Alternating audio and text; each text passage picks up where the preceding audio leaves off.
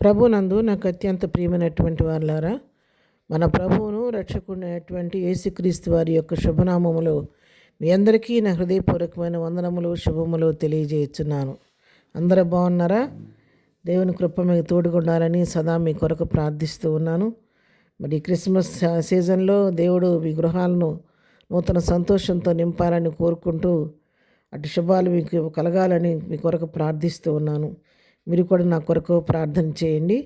ఉదయకాలం వాక్యం ధ్యానం చేసుకుందాం ప్రియులారా. ఈరోజు దేవుని వాక్య ధ్యానం కొరకు మనం తీసుకున్నటువంటి లేఖన భాగం ఫిలిప్పీలకు రాసిన పత్రిక 4వ అధ్యాయం 19వ వచనం చదువుకుందాం.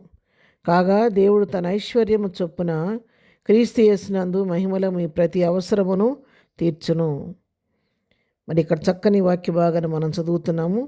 దేవుని మహిమైశ్వర్యం నుంచి తన ఐశ్వర్యం చొప్పున మన ప్రతి అవసరాన్ని దేవుడు తీరుస్తాడని ఉదయకాల సమయంలో మనకు దేవుడు వాగ్దానం చేస్తున్నాడు. ఎందుకంటే మరి గతంలో కూడా మనం నేర్చుకున్నట్టుగానే బుద్ధి జ్ఞానం సర్వసంపదలు ఆయన యందు గుప్తంలై ఉన్నాయి. కాబట్టి ఆయనలో జీవం ఉంది, ఆయనలో సమృద్ధి ఉంది, ఆయనలో ఆశీర్వాదం ఉంది, ఆయనలో దీవెన ఉంది.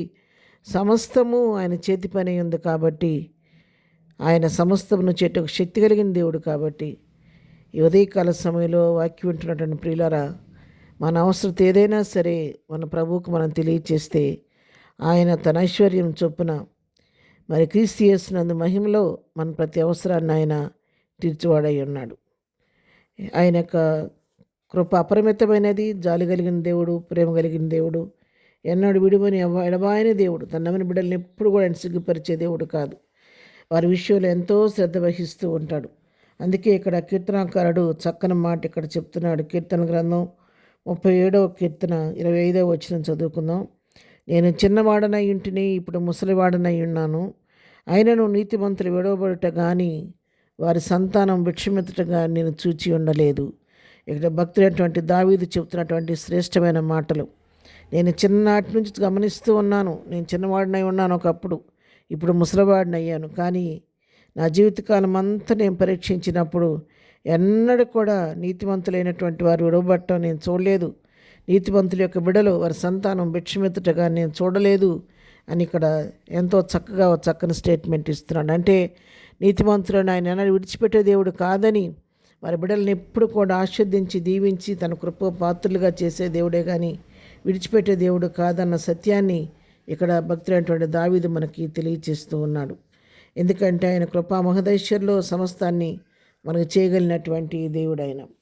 ఎఫెసీయులకు రాసిన పత్రిక 3వ అధ్యాయం 16వ వచనం చదువుకుందాం.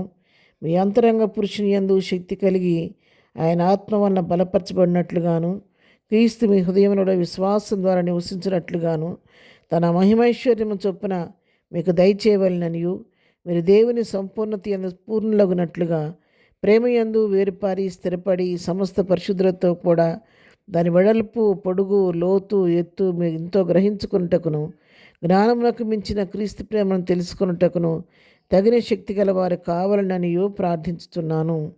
ఇక్కడ అపోస్తలుడైన పౌలు ఎఫెసీ సంఘాన్ని హెచ్చరిస్తూ ఉన్నాడు. ఏమని హెచ్చరిస్తున్నాడంటే, ఆయన తన మహిమను బట్టి, ఐశ్వర్యాన్ని బట్టి మీరు ఆత్మలో వర్ధిల్లాలని, విశ్వాసంలో వర్ధిల్లాలని, మీరు సంపూర్ణులవ్వాలని మీ కొరకు నేను ప్రార్థిస్తున్నాను. క్రీస్తు యొక్క మరి జ్ఞానమునకు మించిన క్రీస్తు ప్రేమ తెలుసుకోవాలంటే మీరు శక్తి కలిగిన వారు కావాలని, ఆయన యొక్క ప్రేమ యొక్క లోతు వెడల్పు మీరు తెలుసుకోవాలని మీ కొరకు నేను ప్రార్థిస్తున్నానని చెప్పని ఇక్కడ పౌలు తెలియజేస్తున్నాడు. అవును ప్రభు, ఆయన అవును బిడ్డలారా, మరి ప్రభు మరి యొక్క శారీరకమైన అవసరాలు తీర్చడం మాత్రమే కాదు, ఆత్మీయ కొదులు కూడా ఆయన తీరుస్తాడు. ఆత్మీయంగా మనకు కావాల్సిన పరిపూర్ణతను ప్రభు మనకు అనుగ్రహించే దేవుడై ఉన్నాడు. ఆయన అన్నడు కూడా విడిచిపెట్టే దేవుడు కాదు, ఎవరిని వెన్నాడే దేవుడు కానే కాదు. కాబట్టి ఆ విధంగా ప్రభు కృపలో మనం ఎదుగుతున్నప్పుడు, ప్రభు పైన మనం అనుకున్నప్పుడు ప్రభు మనతో ఉండి మన నిత్యము నడిపించే దేవుడై ఉన్నాడు. కాబట్టి 36వ కీర్తన 8వ వచనం మనం చూసుకుంటే, నీ మందిరం యొక్క సమృద్ధి వలన వారు సంతృప్తి నొందుచున్నారు, నీ ఆనంద ప్రవాహములోనిది నీవు వారికి త్రాగించుచున్నావు. చూసేవా, ఆయన మందిర సమృద్ధి వలన వారు సంతృప్తి నొందుచున్నారు అని ఆనంద ప్రవాహంలోని మీరు త్రాగుతున్నారని ఇక్కడ భక్తులు చెప్పిన రీతిగా మనం దేవుని సన్నిధికి వెళ్ళి ఆయన సహాయం కొరకు వేడుకున్నప్పుడు ఆయన మందిరంలోని సమృద్ధిని బట్టి మనం సంతృప్తిపరచబడతా ఉంటాము. ఆయన ఆనంద ప్రవాహాల్లో తాగి మనం ఎంతగానో ఆత్మీయంగా బలపడుతూ ఉంటాం. దేవుని దగ్గరికి వచ్చినప్పుడు ఆయన కృపా మహదేశ్వరంలో మన ఆత్మీయంగా అభివృద్ధి పరుస్తాడు, శారీరకంగా కూడా అభివృద్ధి పరుస్తాడు. కాబట్టి ఉదయకాల వాక్యం పెట్టినటువంటి ప్రియులారా, మీరు ఏ స్థితిలో ఉంటున్నప్పటికి కూడా ప్రభు మీతో నాతో మాట్లాడుతున్నాడు. ఆయన కృపా మహదేశ్వరంలో నుంచి మన ప్రతి అవసరం తీర్చే దేవుడు కాబట్టి ధైర్యంగా కృపాసన యుద్ధకు వెళదాము. ఈ ఉదయకాలం నీకున్న సమస్య ఏంటో ప్రభువుకు చెప్పుకోండి. పండగ సమయంలో ఉన్నాము, కావలసినంత సహాయం డబ్బులు లేవు, చేతిలో లేవు, పండగకు బట్టలు కొనుక్కుంటే డబ్బులు లేవని బాధపడుతున్నారా? లేకపోతే పండగ సమయంలో వచ్చే కావలసినంత అమౌంట్ చేతిలో లేదని దుఃఖపడుతున్నారా? ఆర్థిక ఇబ్బందులతో కొట్టబడుతున్నారా? అనారోగ్య పరిస్థితితో కొట్టబడుతున్నారా? ఆత్మీయంగా పడిపోయిన స్థితిలో ఉండి మీరు బాధపడుతున్నారో నాకు తెలియదు. కానీ నీవు ఏ స్థితిలో ఉన్నా కూడా ఈ ఉదయకాలం దేవుని వాక్యంతో మాట్లాడుతుండగా నువ్వు ప్రభు సన్నిధికి వెళ్ళి ప్రభు సన్నిధిలో నోరు తెరిచి ప్రార్థన చేస్తే క్రీస్తు యేసునందు మహిమలో ఆయన మీ ప్రతి అవసరాన్ని తీర్చి ఆయన ఐశ్వర్యాన్ని బట్టి మీ అవసరాలను తీర్చి మీ నోటిని నౌకరుగా చేయబోతున్నాడు. ప్రార్థన చేసుకుందాం. ప్రేమగలిగిన తండ్రి, పరిశుద్ధుడైన మా ప్రియ ప్రభువా, నీ పాదములకు వందనాలు. ఉదయకాల సమయంలో వాక్యం ఉన్న మా ప్రియమైన బిడ్డలందరినీ పేరు పేరుని దీవించి ఆశీర్వదించండి. వారి అవసరాల అక్కడికి ఇబ్బంది మీ నామలో తీర్చండి. ఏ వేడికి ఏ కుదువున్నా ఆ కుదురు మీ కృప మహదేశంలో తీర్చి వారి నోటి నౌకలు ఇచ్చేయండి. బిడ్డలు వెళుతున్న మార్గాల్లో నీ కృప తోడుకొంచండి. చేస్తున్న పనులన్నింటిలో నీ కాపుదల దయచేయండి. ఆరోగ్యంగా ఉన్న వారిని ముట్టండి, స్వస్థపరచండి. దుఃఖంలో ఉన్నవారిని ఓదార్చండి, సమస్యలు ఉన్నవారిని విడిపించండి.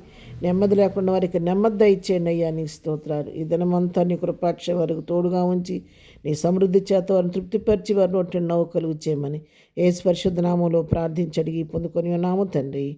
ఆమెన్. ప్రభు కృప సదాకాలము మనందరికీ తోడయుండి నడిపించునుగాక. ఆమెన్.